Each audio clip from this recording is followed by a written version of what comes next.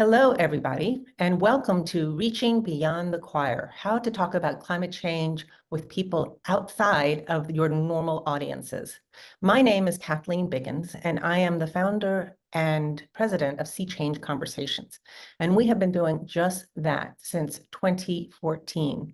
And we're here to give you some of our tips on things that have worked for us during that period.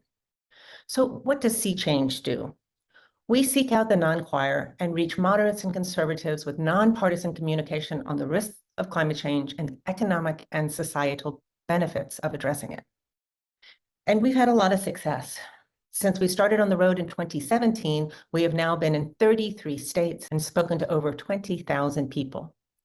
And we've done it by accessing them through different types of associations or groups, in fact, over 296 of them. And these include Rotary clubs, the Young Presidents Organization, universities, schools, land trust businesses, country clubs, chambers of commerce, and houses of faith.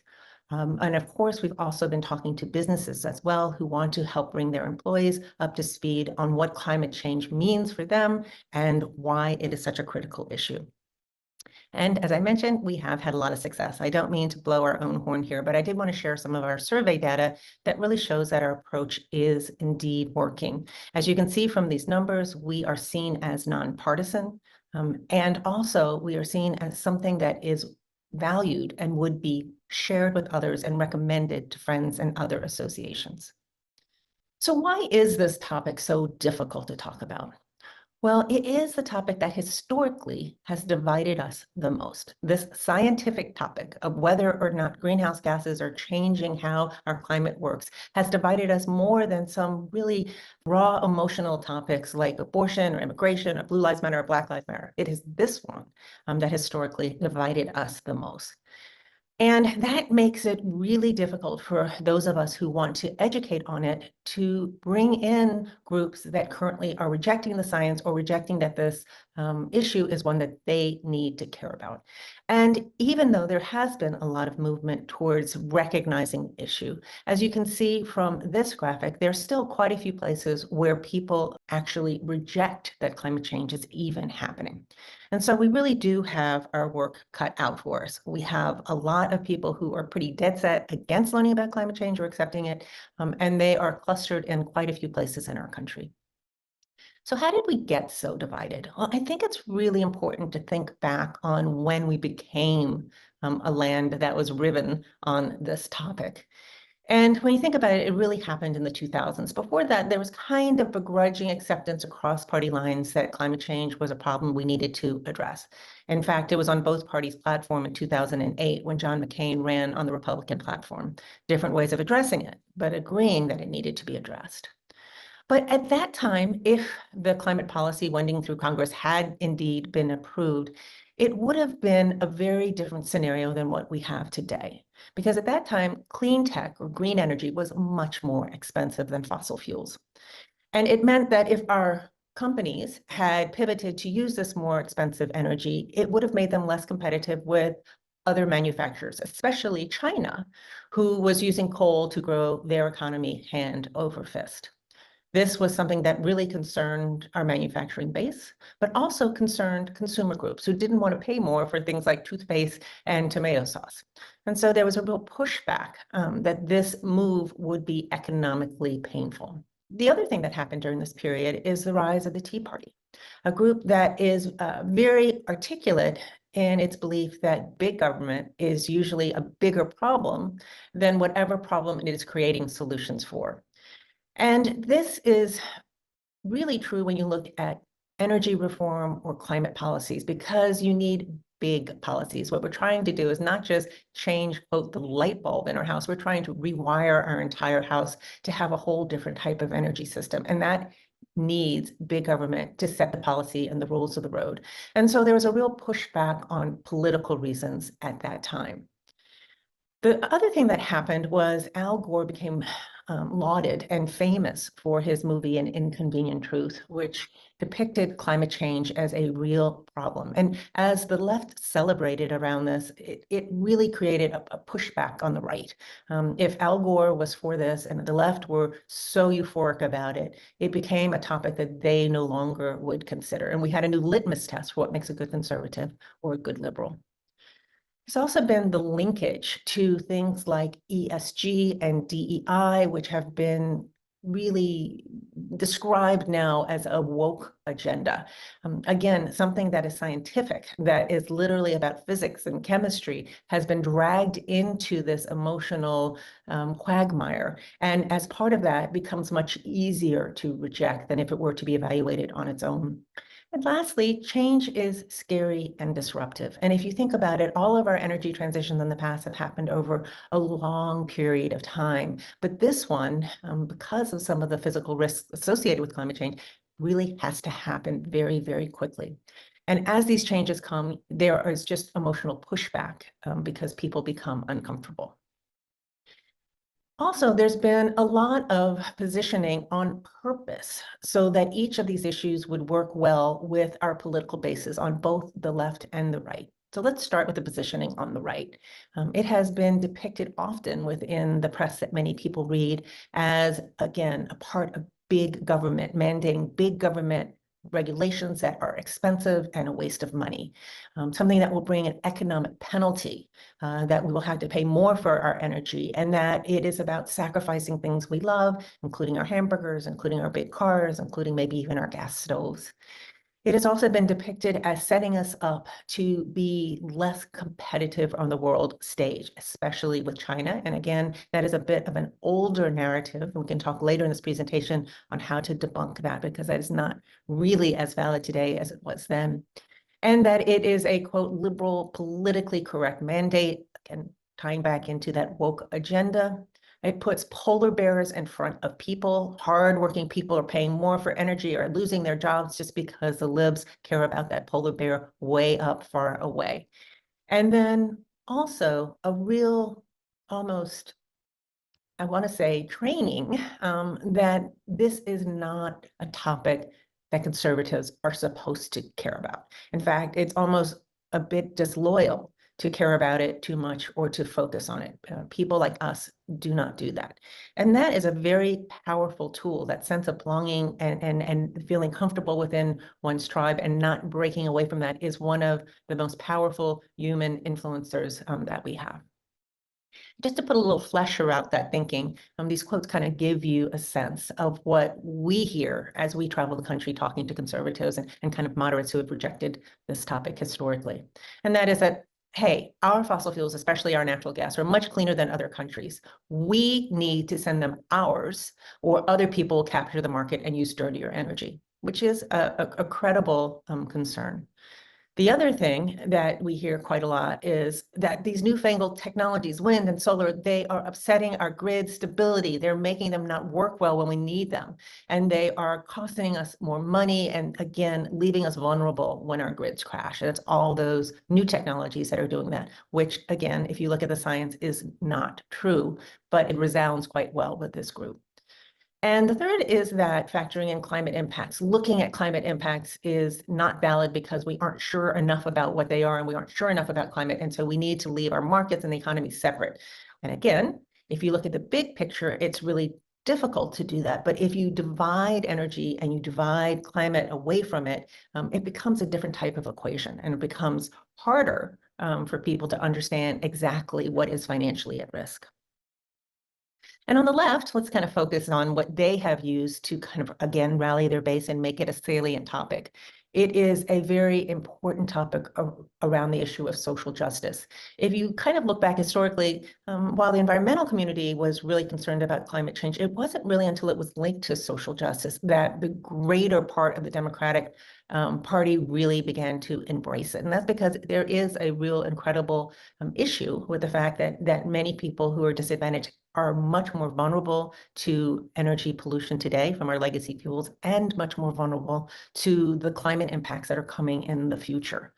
Another thing that kind of threads through much of what has been written on the left is that this is an existential threat. Whatever it costs, whatever the economic pain is, we have to do it. Just kind of pull up your bootstraps and let's get on with it. The economic pain is necessary. Also, a real focus, again, on polar bears and the environment and the things that are happening outside, a little less about what is happening to each of us on the ground today, a little less of a tie back to how we are experiencing climate change, and still kind of a focus more on nature and what the disruption is out there. There's also kind of a feeling that on the left, everything is attributable to climate change, whether it's smog, whether it's fires, whether it's floods, whether it's locusts, just everything. Oh my, right? Lions and tigers and bears. Oh my, that sense that everything is tied back to it.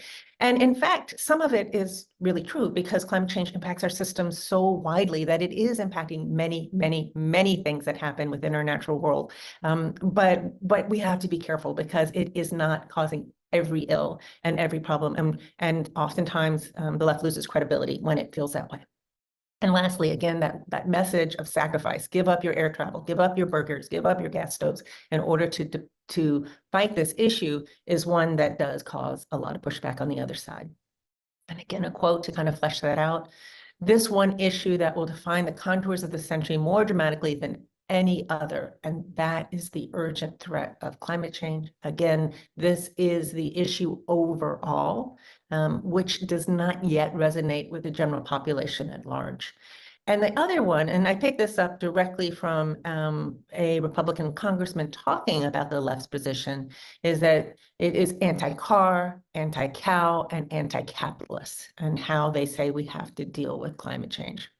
So we'll just share those with you because it kind of sets up why this is such a tough topic to talk about, even when it's a scientific one and we have so much scientific backing to recognize and understand it. And Sea Change, as I have mentioned, has been traveling the country now since 2017, successfully bridging this divide, helping people understand why climate change is salient and why they need to care about it because it impacts them personally.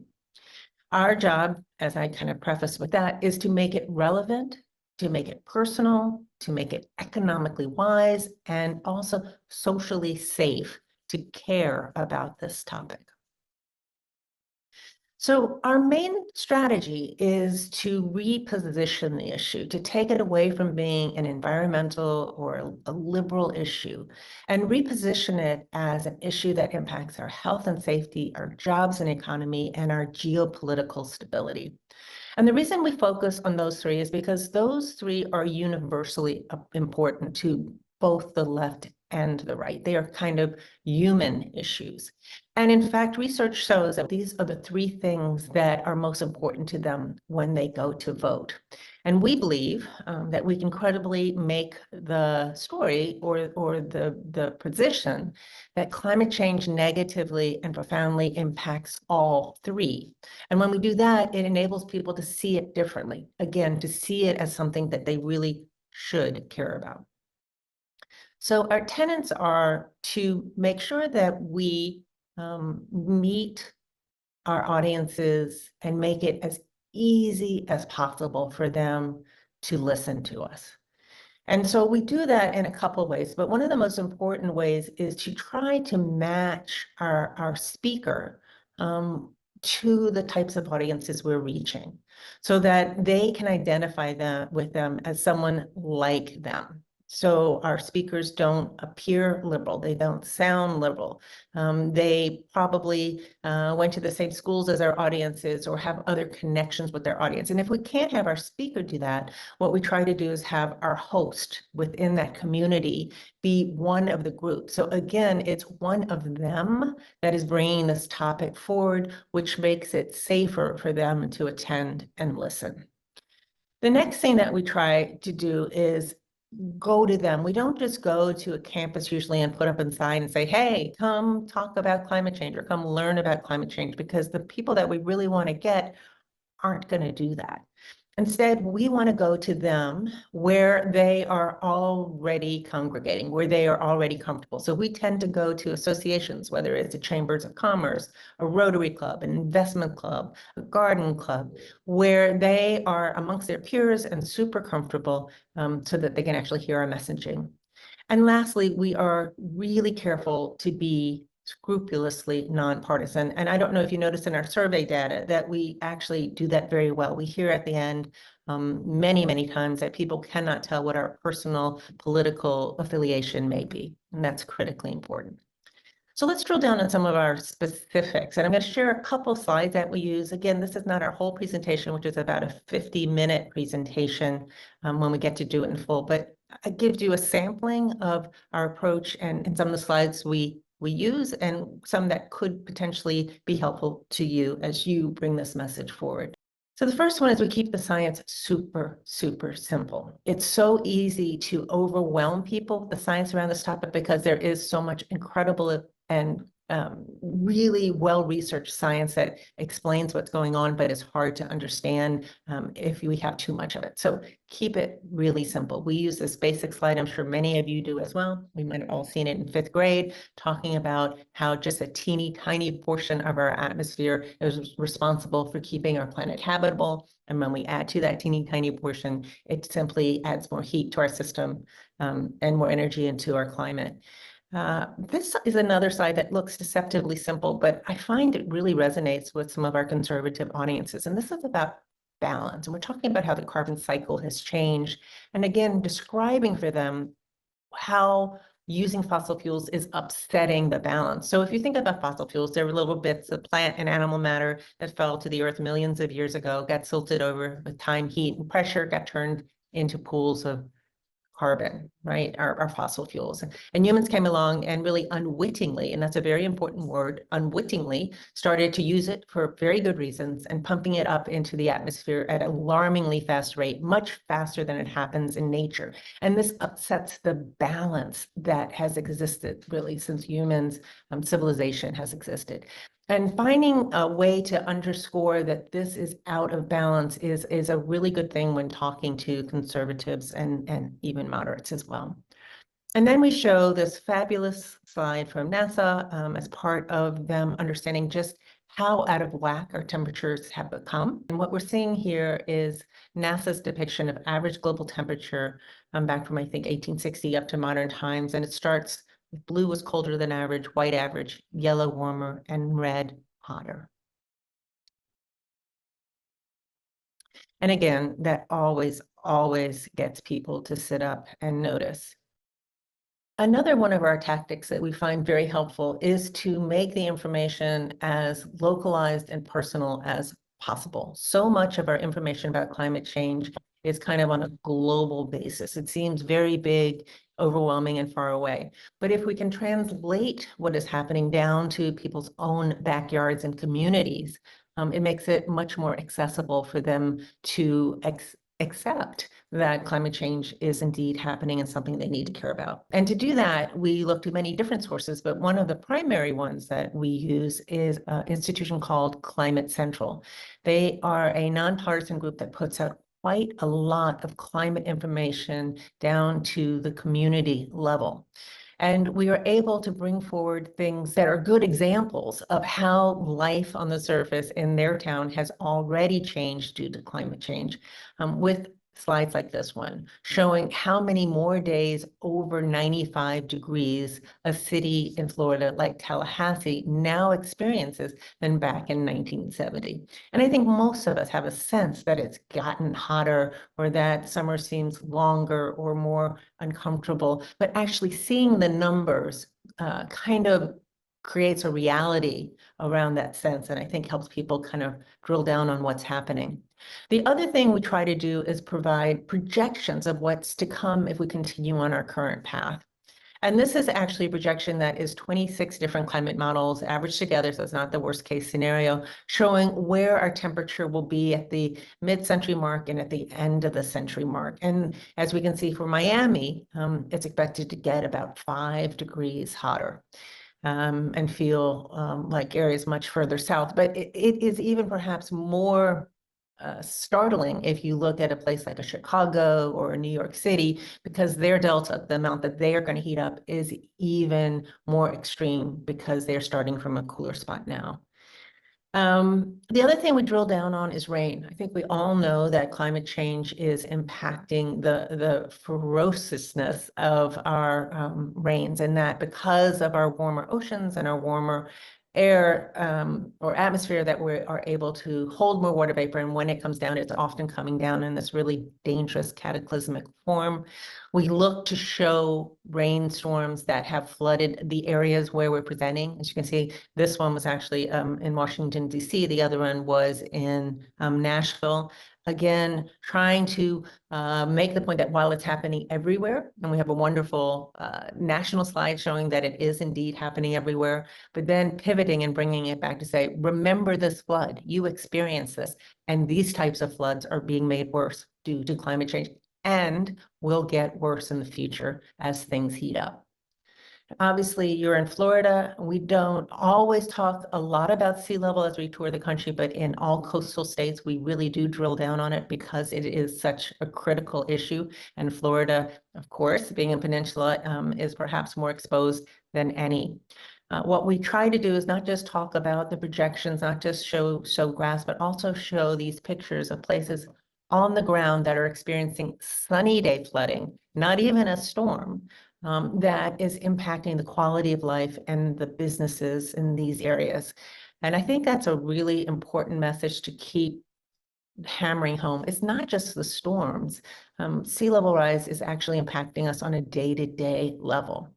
And one of the things that we have found very, very impactful to talk about is the fact that many of our coastal regions are accessed by low-lying bridges and roads that are becoming less usable, even at some high tides, which means that many of these communities are becoming isolated during big parts of the years. And many of these communities are multi-million-dollar houses that provide quite a lot to the local tax bases.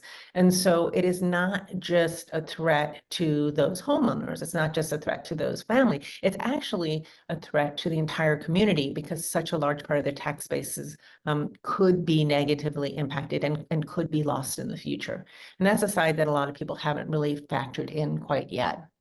The other tactic that we are going to just touch on quickly is, again, repositioning the issue to look at national security, look at migration, look at health issues that we know are very, very important to conservatives and to some moderates as well. And actually, this is a really easy story to tell. Again, I'm just giving you a few slides, not our whole layout. But the story on migration is compelling.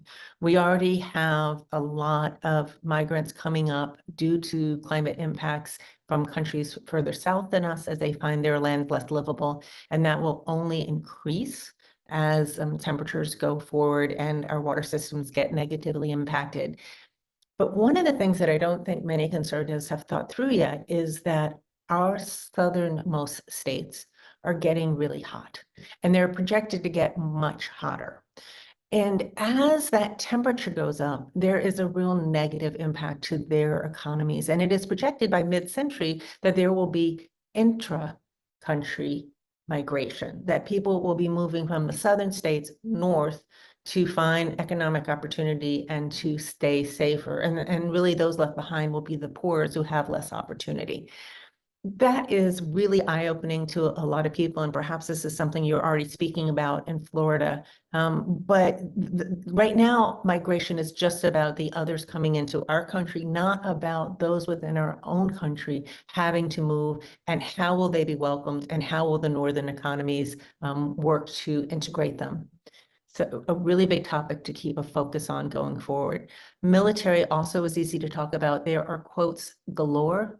The military has been talking about this issue for a very long time. It's really universally accepted. And the military is taking a lot of specific action, whether it is investing in nuclear to stop using fossil fuels to be less vulnerable on the battlefield, or other types of innovative technology as well. So Don't be shy, because the military is already hardening its assets because they are in danger, and also because our training abilities have been compromised. And so feel confident in bringing in this messaging, because it's one that resonates quite well with this target who hasn't perhaps tied that together with climate change. Health obviously is a universal concern. Climate change has myriad impacts on health.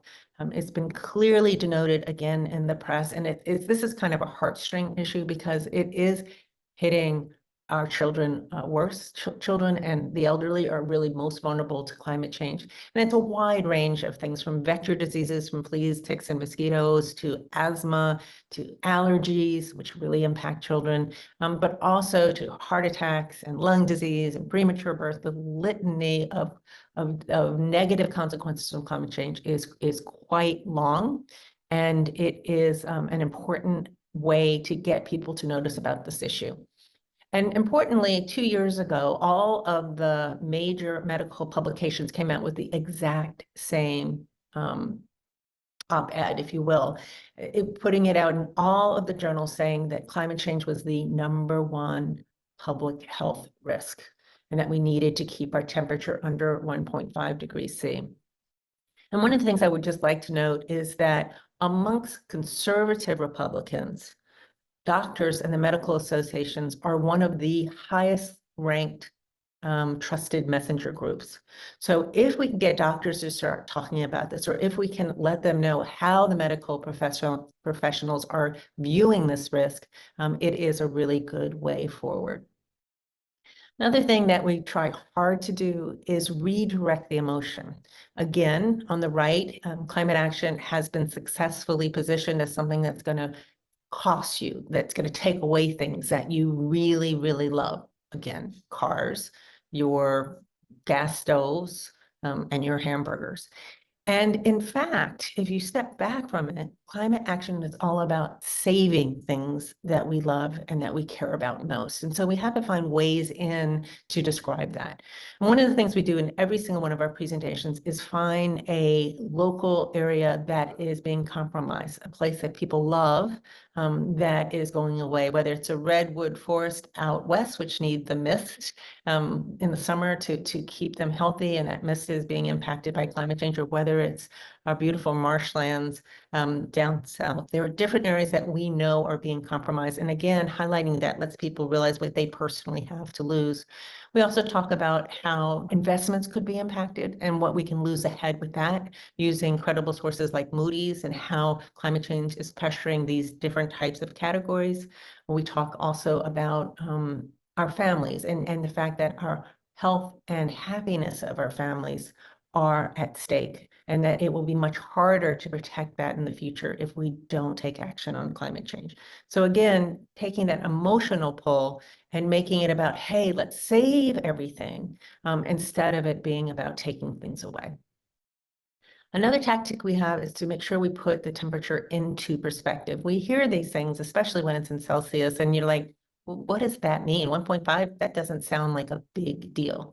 When in fact, we know it is an incredibly big deal when we talk about it as our global average temperature gain. And one of the slides we use for that is this one. And I really love this slide. So perhaps there's a way that you could think about getting the information or using something similarly. So on the bottom axis, we have time going back 20,000 years. And on the x-axis, we have temperature from about 11 degrees hotter to about 8 or 9 degrees colder. The gold is average global temperature, and the white are just milestones to give us reference points along the way.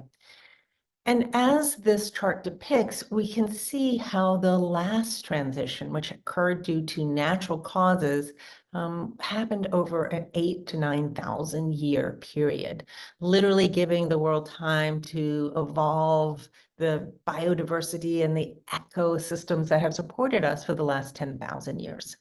And now, especially at the time of the Paris Accord, we were poised to potentially go that exact same delta in the next 100 years.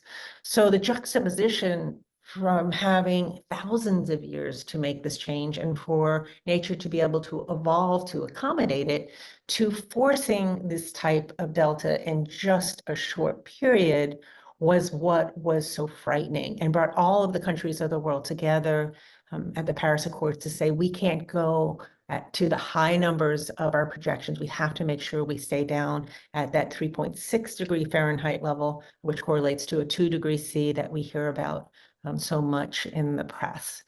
Because at those levels, we think we can stay safer and we can handle the changes that nature will throw at us.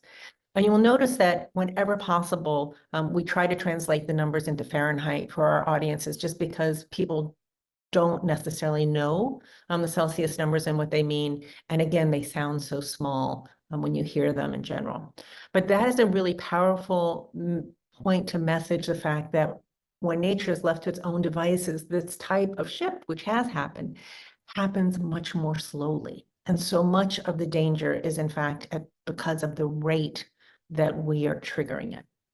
Another way we talk about how these changes are kind of personal and put them in perspective is to look forward. And again, this is from Climate Central.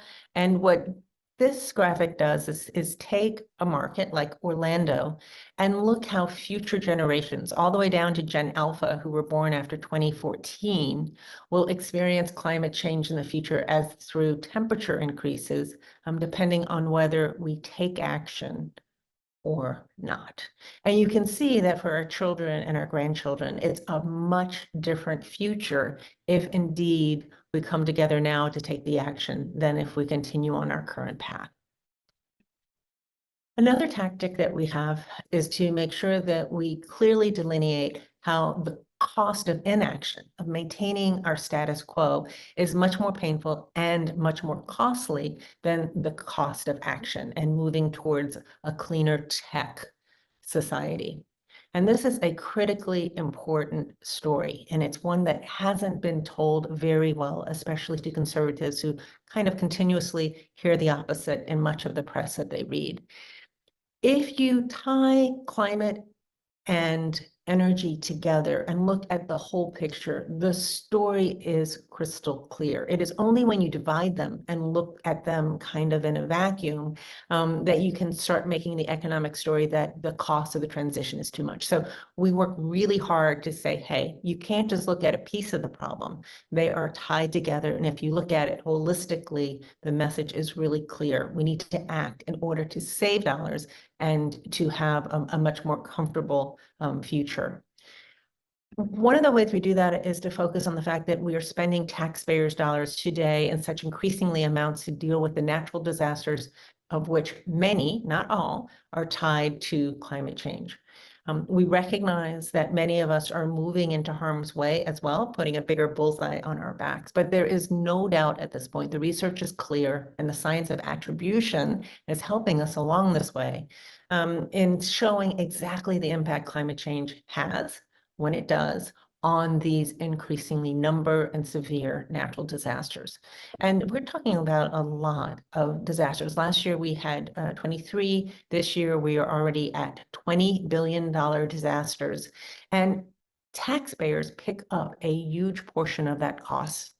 And cities and towns and states are pivoting to harden infrastructure to prepare for the new normals that nature is throwing at us.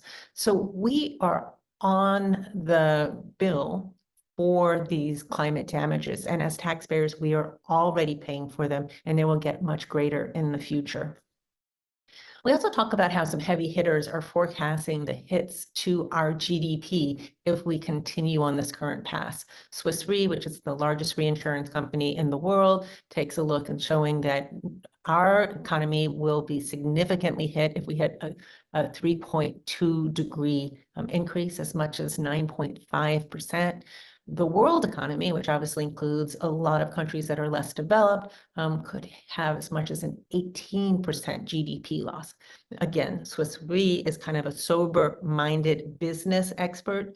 And so we find that these types of voices saying that the economic loss is real and will be significant is an important way into getting conservatives to think about the dollar and cents. Another thing that we include is this projection from the BlackRock Institute, which shows that local GDPs in the South and in the Midwest will be negatively impacted by mid-century due to the increase in heat, due to increase in natural disasters, also increases to human productivity drops and other things from the excessive heat and to agricultural yield. So we kind of go through that in much more detail in our presentations. But again, making sure the economic message is crystal clear.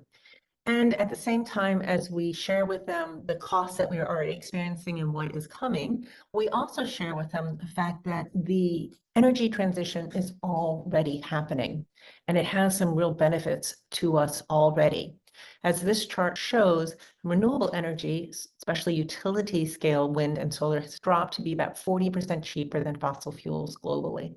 And in our regular presentation, we go on to talk about how battery storage also has dropped, so that today, solar, utility solar, and batteries are cost competitive with fossil fuels. And that's kind of a game changer, because what that means is you have not only the cheaper energy, but the stability to use it for greater periods of time without having those ancillary costs of climate change happening because of the release of greenhouse gases. And so it is a cheaper way to go, again, when you look at the bigger picture. And on dollars and cents alone, the renewable energy is taking over, especially within the power arena or the power category or electricity category at a rapid rate. And this translates to savings. And this is kind of an eye-opening chart that shows that in Texas during 2022, they saved about $11 billion because of the high amount of renewables they have in their own energy power mix. Texas is already #1 in wind. It is about to overtake California as the #1 state in solar, and it is a leading installer on grids batteries as well. And so it is a real renewable powerhouse. And importantly, that has translated to dollars in their actual power customers' pockets. And that's a really important link to make. Also, we talk a lot about the job creation that has come through the clean energy transition. And a last tactic is to really focus on innovation. Innovation is kind of our get out of jail card, if you will. And not that innovation can do everything, but it is through the innovation of these clean energy methods that are giving us the hope that we can continue to power our economies in a way that is acceptable and still decrease our risk to climate change. And whether it is the older ones that are now taking root or the newer ones that we need to complete the transition, there is so much exciting activity happening.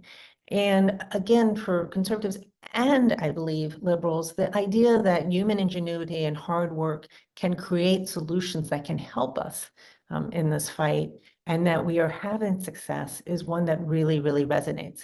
And we always are sure to talk about the progress that's happening in the nuclear arena and in carbon capture, because those are two ways forward for many conservatives that believe that those are the best ways to address it. And we talk about the cost issues, we talk about some of the things that are hampering them, but we include them in this suite of potential new technologies that are coming that will help us in the future.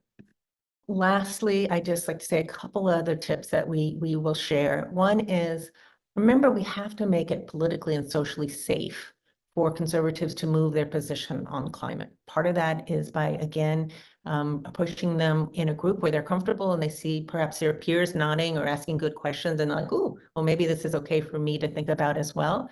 But part of it also is to remind them that there was a time when climate change was a bipartisan issue. When George H. Bush was a president, even when George W. Bush was president, and that there were multiple bipartisan bills put into Congress in the past, and that it is a growing issue for young Republicans and the future of the Republican Party today, because there is a real discrepancy between older conservative Republicans and the younger cohort who are now becoming the bigger voting bloc. And so it makes them realize that in order to protect their party and to stay in power, that modification is coming, and it's okay to do. The other thing is, don't depend on science or facts to make the points. This issue is an emotional issue. And research has shown that people's position is much more of an emotional one than a rational one. And again, it ties back to our sense of belonging and our sense of what our group thinks, more than on a specific facts. And if anything, too many facts, too much science, just kind of makes people go cross-eyed and retreat from learning about the issue. Make sure you debunk the false narratives. There's a lot of new information about China and the fact that now they are out competing us in the new energy form, instead of worrying about coal in the past. And that's a very important story to make that many people haven't heard yet. And also about energy reliability and how so much of our grid disruption is in fact due to climate change, and into the increased pressures that are coming from the need for more air conditioning. So the status quo is making our grid more vulnerable. And that's kind of a messaging that isn't heard loudly or clearly. And lastly, feel free, and I'd say really play it up, to use the stewardship card. The fact that we are called upon to leave the earth at least as good as we were given it is something that plays in or resonates on both sides of the aisle.